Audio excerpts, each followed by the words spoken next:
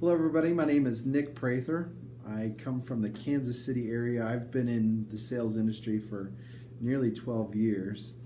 I'm looking forward to the opportunity of coming to you more often in video form to provide a little insight into sales, but also make a connection to your faith. So the topic today is gaining access.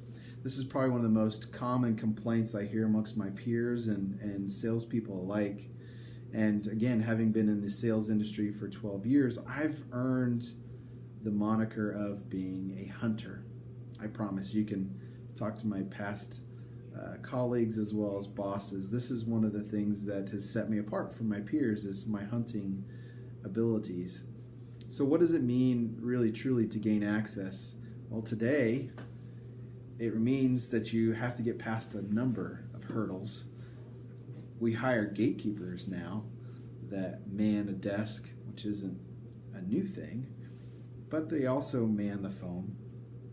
And by job description, I think they are encouraged to be inhospitable at times and even rude.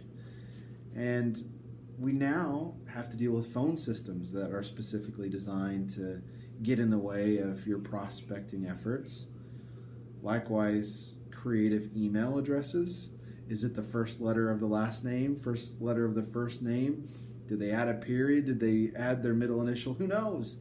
But we've all tried to gain access by learning accidentally what their email address is. Likewise, we have security systems now on the exterior of buildings in places that really aren't all that unsafe. Why? Well, primarily they're trying to keep us out. And we have to deal with CFOs, CEOs, C-suite individuals, decision makers in general that are now home-shored or working from home. So we've got a number of hurdles that make a job that's already difficult that much harder.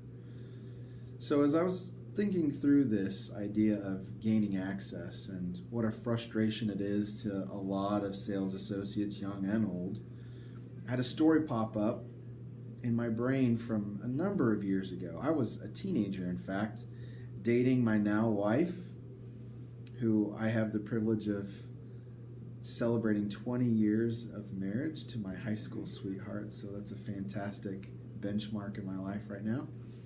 But we together, my wife's name is Janelle, was looking forward to a Newsboys concert. You may not be familiar with the band, but in my life, they were a big deal. And they were in their heyday when I was a teenager. And we had a concert that we had spent our hard-earned dollars on, and we were excited. And one of our duties at this grocery store that we worked together at as well was a duty called facing aisles. Now, you may not have heard that term, but when you buy a product, of course, there's a hole left on the shelf where the product once stood. And it's someone's job to go back after you to bring the products behind it forward so that it's faced. So facing an aisle means that you're just making the aisle prettier and recovering it from a day's of sales in this case. So I was facing the cereal aisle on a particular night, and I come across a box, and you remember the color, you remember the marketing of Captain Crunch. I can even remember the smell and even how it hurt the roof of your mouth as you ate it, right? And I loved the cereal, but even more, it said something to my soul because I had a novel idea. I'm going to buy 2 boxes of Captain Crunch and bring it with me to this concert. Now, those of you not familiar with Newsboys are thinking, why does that matter? Why Captain Crunch? Well, there was one song that I loved. It was clever, maybe a little crass, but the name of it was Breakfast in Hell. And the premise of the song was that hell isn't as great as you think it might be. It's not a party. In fact, they don't even serve breakfast in hell. Well, the chorus goes, when the toast is burned and the milk has turned, and Captain Crunch is waving farewell, when the big one finds you, may this song remind you that they don't serve breakfast in hell. So, Newsboys fandom, when you said the term Captain Crunch, would get excited. It brought a certain amount of energy and familiarity and camaraderie. So our big idea was to buy 2 boxes of Captain Crunch and sneak them into this concert, and we did. Now, the entire set went by, and unfortunately our song didn't play. Breakfast in Hell didn't make the set, and we were disappointed. We were, not 30 minutes ago being celebrated by our peers saying, "Oh, you're awesome. I can't believe you came up with that idea. That's so great." Getting random high fives and random hugs from strangers. But all of a sudden now we were the losers in the back of the audience that had 2 boxes of Captain Crunch. We didn't pay the extra amount to be in the front. We didn't pay to have access even to the front, section. And we certainly didn't have the money or means to pay for access to the band in a VIP setting. Others did. We didn't. Well, the concert closes out, and all of a sudden the crowd's saying, "Encore, encore, encore." And out comes the band, pretending as if they didn't think about coming back out before. And they play Breakfast in Hell.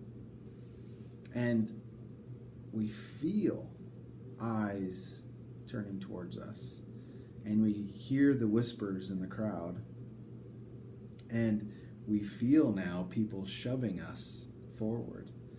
And our comrades appreciated so much our clever idea that now the crowd is parting, and we're making our way to the front and center stage. And now I'm only a few inches away from their lead singer.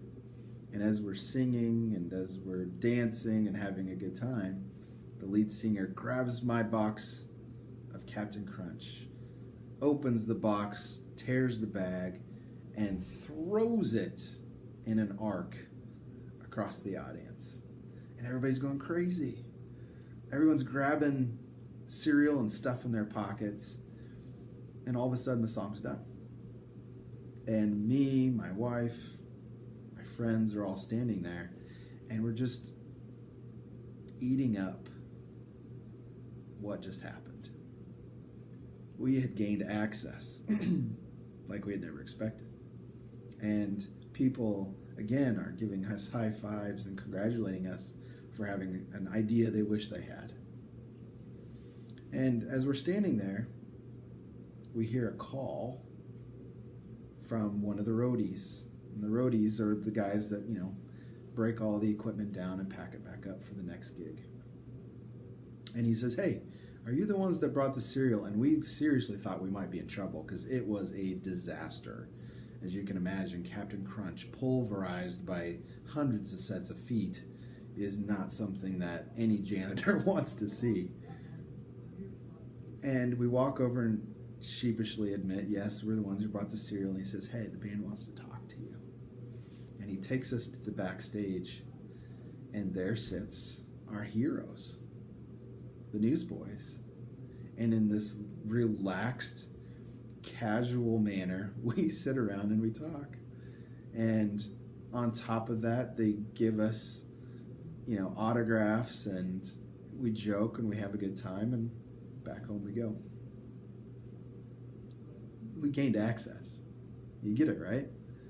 We gained access that everybody wants to have when they go to see their hero. Now, it's not a hard jump to go from that to the professional setting. A salesperson endeavors to be in the right audience with the C-suite, people that need to sign, need to say yes, need to implement and adopt. That is our job as salespeople, is to gain access to those people, right? I would say that that's what I do on a daily basis in some form or fashion every single day in my sales capacity, is think of ways in which I can gain access by bringing value. Now, what did I do, not for myself, but that aside? What did I do for the fans? What did I do for the band? The fans It's not uncommon, even today, to tell this story and somebody says, I was there. I've got a Ziploc bag of Captain Crunch back home. It was the best concert I've been to. It's not unfair for me to say that the Newsboys understood the value of that cereal and took it and opened it and threw it into the audience. Why? Because it added value to the experience. Now, isn't that true of what our products should be doing, could be doing for our prospects?